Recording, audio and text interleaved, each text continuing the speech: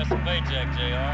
Nasaan ka na ba? Gusto lang kitang makita. Isipan nating magulo, nagtatanong ano balita. Di naman umaasa na tayo muli magbalikan, pero sana kalimutan ano man ating alitan. Ang hirap isipin na ngayon ay mag-isa. Sa bawat istorya, ikaw ang unang pahina.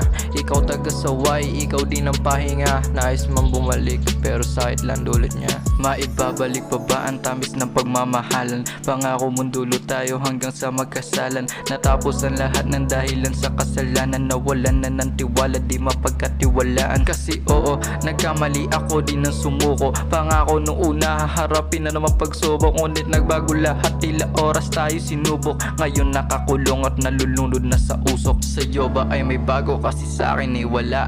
Di nakinig sa tropa sa lahat ng babala. Kaya may tsansa pa ba na sa'kin bumalik? Nais ko lang malaman at nais kong mabatid. Nasaan ka na ba? Gusto lang kitang makita. Isipan nating magulo, nagtatanong ano balita. Di naman umaasa na tayo muli magbalikan, pero sana kalimutan ano man ating alitan. Ang hirap isipin na ngayon ay mag-isa. Sa bawat istorya, ikaw ang unang pahina.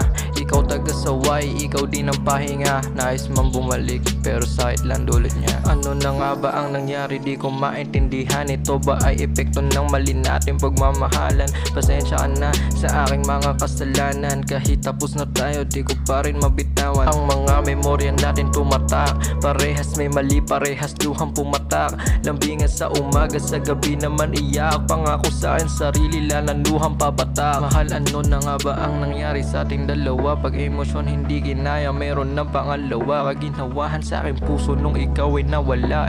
Imbis na lungkot, parang naramdaman ko pa'y tuwa.